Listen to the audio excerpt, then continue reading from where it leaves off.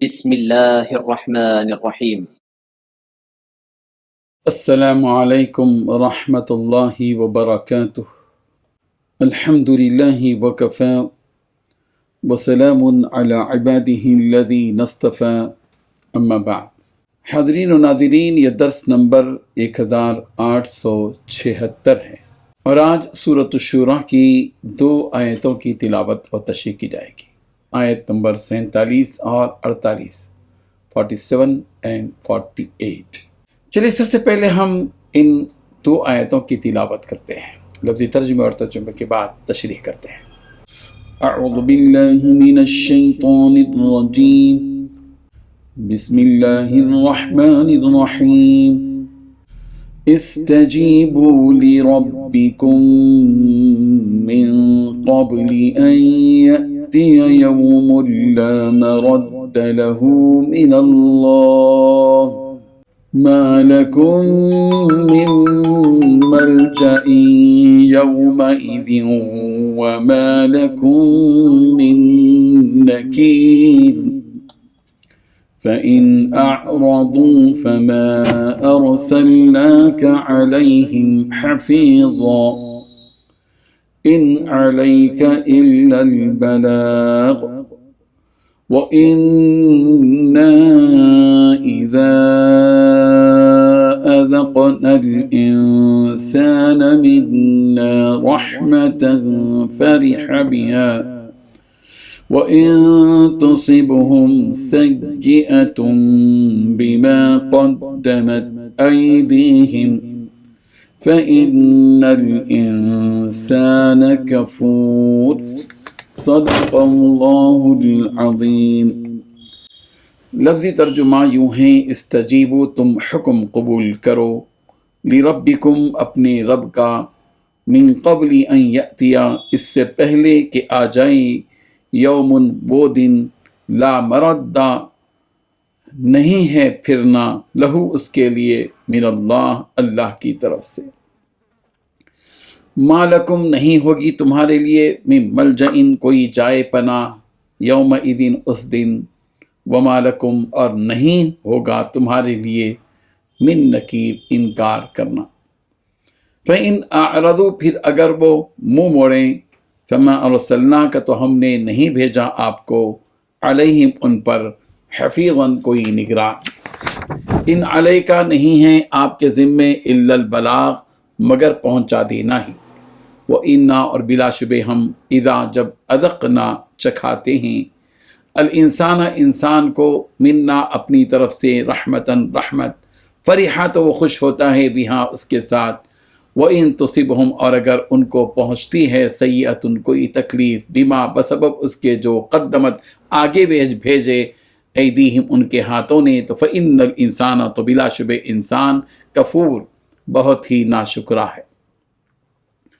ترجمہ یوں ہے، لوگو، اپنے پروردگار کی بات اس دن کے آنے سے پہلے پہلے مان لو، جسے اللہ کی طرف سے ٹالا نہیں جائے گا۔ اس دن تمہارے لیے کوئی جائے پناہ بھی نہیں ہوگی، اور نہ تمہارے لیے پوچھ گچھ کا کوئی موقع ہوگا۔ اے پیغمبر، یہ لوگ اگر پھر بھی منہ موڑیں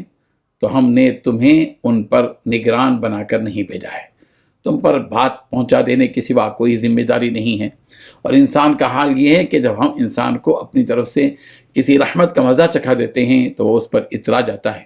اور اگر خود اپنے ہاتھوں کے کرتوت کی وجہ سے ایسے لوگوں کو کوئی مصیبت پیش آ جاتی ہے تو وہی انسان پکا ناشکرا بن جاتا ہے۔ ان 2 آیتوں میں 7 باتیں بیان کی گئی ہیں۔ پہلی بات، اپنے پروردگار کی بات اس دن کے آنے سے پہلے مان لو، جسے اللہ کی طرف سے ٹالا نہیں جائے گا۔ دوسری بات، اس دن تمہارے لیے بچنے کی کوئی جگہ نہیں ہوگی۔ تیسری بات، نہ تمہارے لیے پوچھ گچھ کا کوئی موقع ہوگا۔ چوتھی بات، اے پیغمبر، اگر پھر بھی یہ لوگ منہ موڑیں تو ہم نے تمہیں ان پر نگران بنا کر نہیں بھیجا ہے۔ پانچویں بات، تم پر بات پہنچا دینے کے سوا کوئی ذمہ داری نہیں ہے۔ چھٹویں بات، انسان کا حال یہ ہے کہ جب ہم انسان کو اپنی طرف سے کسی رحمت کا مزہ چکھا دیتے ہیں تو وہ اس پر اترا جاتا ہے۔ ساتویں بات، اگر خود اپنے ہاتھوں کے کرتوت کی وجہ سے ایسے لوگوں پر کوئی مصیبت پیش آ جاتی ہے تو وہی انسان ناشکرا بن جاتا ہے۔ بزرگان محترم، کفار اور انہیں ملنے والی سزاؤں اور مومنین اور انہیں ملنے والے انعامات بیان کیے جانے کے بعد اللہ تعالیٰ اصل مقصد بیان فرما رہے ہیں کہ انسانوں، تم نے دیکھ لیا کہ اچھے کام کرنے والوں کے لیے کیا ملنے والا ہے اور برے کام کرنے والوں کو کیا ملنے والا ہے، تم سب جان گئے ہو، تو اب تمہیں چاہیے کہ تم اللہ تعالیٰ کی پکار پر لبیک کہو اور اس پر ایمان لے آؤ، اس کی توحید کا اقرار کر لو، تاکہ تم اس عذاب سے بچ جاؤ جو بے ایمانوں کے لیے تیار کیا گیا ہے، اور ان نعمتوں کو پالو جو مومنوں کے لیے تیار کیے گئے ہیں۔ اور تمہارے لیے یہ سب کرنے کے کا وقت اس دن سے پہلے ہے جس دن تباہی ہوگی اور دنیا ختم ہو جائے گی، پھر اس دن کے آنے سے پہلے جس دن تمہاری آنکھیں اس دن سے بند ہو جائیں گی، اور یہ دن ایسا دن ہے کہ تم اس دن کو کتنا بھی ٹالنا چاہو نہیں ٹال سکو گے، چاہے وہ موت کا دن ہو یا قیامت کا۔ یہ دو دن بھی آ کر ہی رہیں گے اور کوئی اس سے بھاگ نہیں سکے گا کہ یہاں سے بھاگ کر کسی اور جگہ پناہ لے لے۔ یقول الانسان یومئذ این المفر، کہ جس دن انسان کہے گا کہ کہاں ہے بھاگنے کی جگہ، سورۃ القیامہ آیت نمبر 10۔ اور اس دن جب تمہارا اعمال نامہ تمہارے سامنے پیش کیا جائے گا تو تم ان اعمال کا انکار بھی نہیں کر پاؤ گے کہ یہ اعمال میں نے نہیں کیے تھے، کیونکہ اس وقت اللہ تعالیٰ تمہارے اعضاء کو، یعنی جیسے کہ ہاتھ پیر وغیرہ، ان کو گویائی عطا کرے گا، اور اس دن ان اعمال سے متعلق گواہی دیں گے کہ ہاں یہ سب کام اسی نے کیے ہیں۔ تو جب تمہارے اعضاء خود تمہارے خلاف گواہی دے دیں گے تو اب تمہارے پاس جھٹلانے کا کوئی راستہ ہی نہیں ہوگا۔ جیسا کہ سورہ فصلت کی آیت نمبر 22 میں کہا گیا، وَمَا كُنْتُمْ تَسْتَتِرُونَ أَنْ يَشْهَدَ عَلَيْكُمْ سَمْعُكُمْ وَلَا أَبْصَارُكُمْ وَلَا جُلُودُكُمْ، کہ تم گناہ کرتے وقت اس بات سے تو چھپ نہیں سکتے تھے کہ تمہارے کان، تمہاری آنکھیں اور تمہاری کھانے تمہارے خلاف گواہی دیں۔ اتنا سب کچھ بیان کرنے اور سمجھانے کے بعد پھر بھی یہ لوگ اگر نہ سمجھیں اور آپ کی باتوں سے منہ موڑنے لگیں تو اب آپ پر کوئی اور ذمہ داری باقی نہیں رہ گئی، اور نہ ہی آپ کو ان پر نگران بنا کر بھیجا گیا ہے۔ آپ کا کام تو بس پیغمبر اتنا ہی ہے کہ آپ انہیں اپنے رب کا پیغام پہنچا دیں اور انہیں اس سے آگاہ کر دیں۔ لہٰذا اب آپ پر کوئی ذمہ داری اللہ کی طرف سے نہیں ڈالی گئی ہے۔ اب وہ ایمان لائیں تو اس ایمان کا فائدہ ہوگا، اور اگر ایمان لائیں اور اگر ایمان نہ لائیں تو ظاہر بات ہے کہ اس کا گناہ انہی کو ہوگا۔ سورہ غاشیہ کی آیت نمبر 22 میں بھی کہا گیا، لست علیہم بمسیطر، پیغمبر آپ ان لوگوں پر داروغہ نہیں ہیں، آپ کو داروغہ بنا کر بھیجا نہیں گیا ہے۔